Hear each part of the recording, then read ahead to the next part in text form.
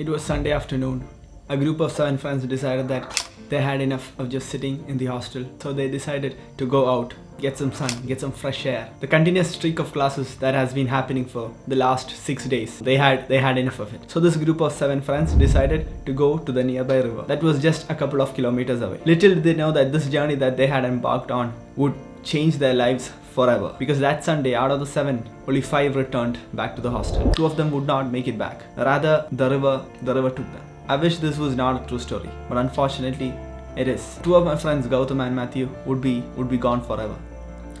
Gone forever from our lives. These 2 were people who I admired. These 2 were people who I looked upon, who inspired me and even taught me some great life lessons. So this video is dedicated to them, and I want to share with you how exactly they inspired me. Firstly, let me start with Mathew. To set the stage, I need to take you back 2 years from now. It was during our batch trip, and we had gone to this place called Chikmagalur. Chikmagalur is not your ordinary place. It is one of the highest peaks in Karnataka. So when we visited this place, personally, I had no idea about it. And going to that place, what I wore was a simple t-shirt. And eventually, after reaching the top and staying there for a while, I immediately got sick. I was freezing, the wind was blowing, I got sick. After wandering the top of the mountains, the next location that we had to go was to the nearby temple. But initially, I could not go to that temple because I was sick.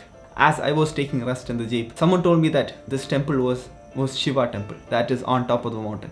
I don't know why this huge desire to go to the top of the temple just sprung up out of nowhere for me. And the sick me, with just a t-shirt and a borrowed sweater, I decided to go to the temple up the mountain. So you see, at this point, while everyone was coming back, coming down the mountain, there's just me alone going up the mountain, just climbing up the stairs in this freezing weather. As I was reaching the top, I see Mathew and a couple of other students coming back. Those were the last of the students coming back from the temple. I told Mathew that I was gonna go up and just have a look. It'll just be a couple of minutes. I'll be right back. When I reached the top, I realized that the temple was closed. Like, there was no one, right? There was no one. It was raining. It was freezing cold. There was no one in that temple. Apparently, it had closed. I felt really bad because I wanted to see inside this temple, but then it was closed. So I decided to hurry back down because I don't want anyone to be waiting for me, right, at the bottom of the mountain. But the interesting thing is that as I come out of the temple, I see this one person just standing there. It's raining, it's blowing wind, it's freezing. I see this one person waiting for me, and it was Mathew. I don't think I can explain how relieved I was, because I was scared that people would miss me out and they would just leave without me. But Mathew was there, waiting for me, standing completely still with just one t-shirt. Now that is the funny part. I was wearing one t-shirt and one sweater like thing. He was just wearing one t-shirt and he was not even freezing. I think that is the thing that really stood out for me, because I was freezing my ass off in that climate, and it was in complete contrast to see Mathew completely calm and collected. Right? I think that's the thing that really got me. As we came down the mountain, we saw that all the jeeps were leaving. Added to that, there was no space in the remaining jeeps. So basically, we were left stranded, like kind of stranded. And this was concerning, because how would we get back? And I still remember what Mathew said in that occasion. He was like, okay, let these people go. Okay, let them go. Let's see what happens. We'll stand here in this drenching rain until they come back. We'll stand here. Let's see what happens.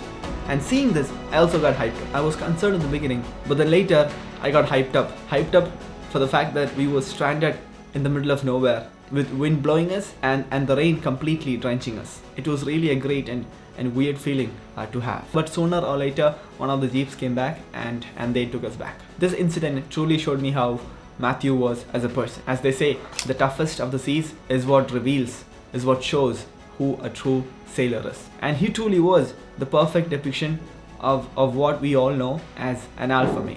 The right combination of love and care with aggressiveness and responsibility. That was what I learned from him.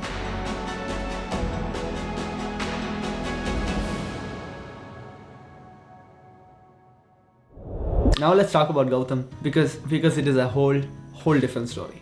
Gautham was a fan favorite, was a people's man, right? Everyone loved him. And the incident that I want to share with you is when we had the microbiology quiz. The prelims round of the quiz just got conducted. Out of the 150 students, 15 students would make it to the finals. So the results of the prelims finally came, and to my surprise, the first place was actually me. I don't know how that happened, but apparently I got the first rank. Second place was Ashwati, I think.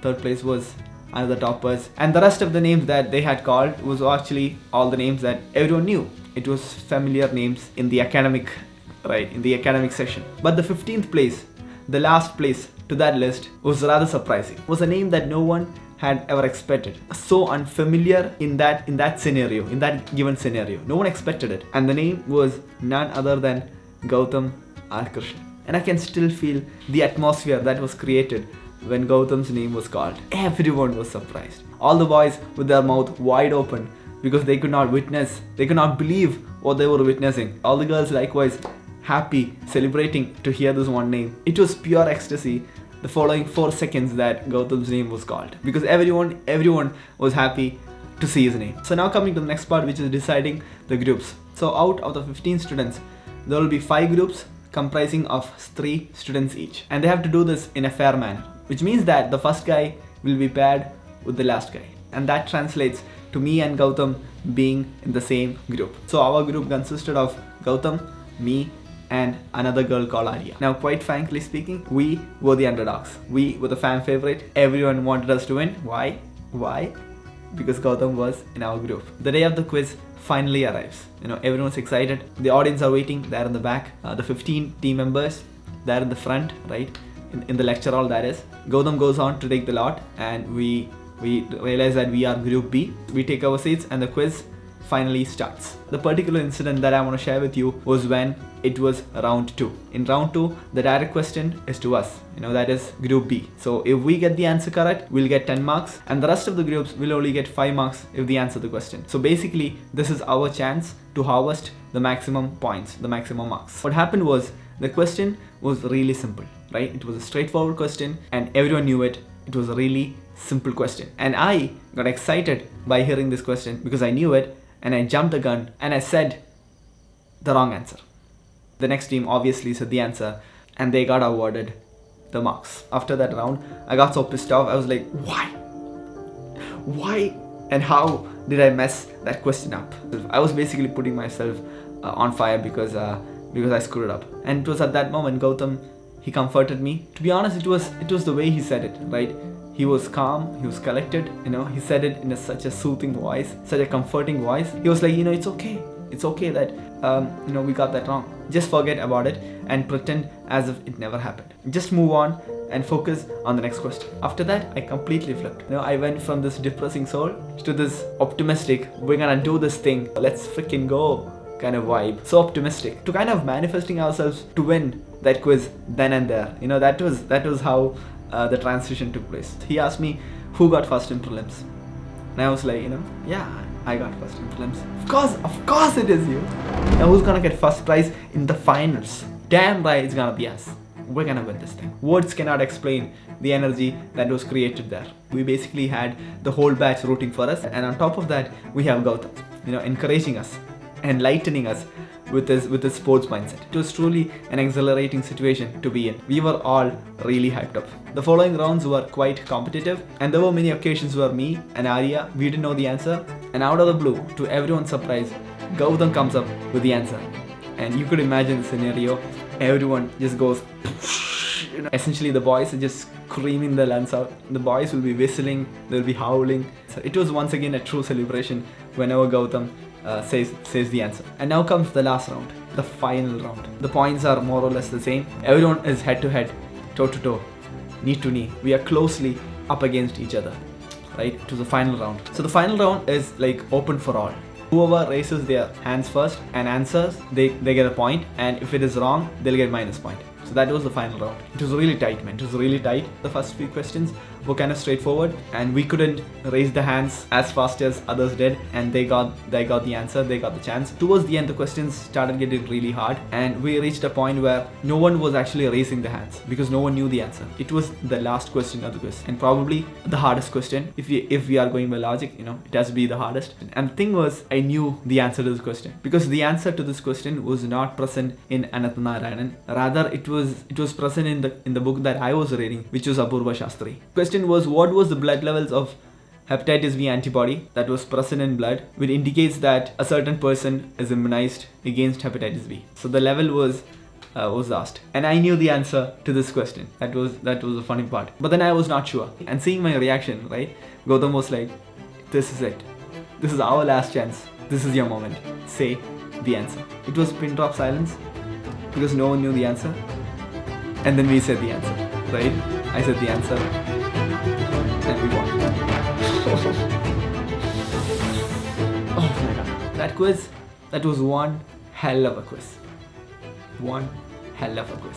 And what Gautham taught me that day was the importance of believing in myself.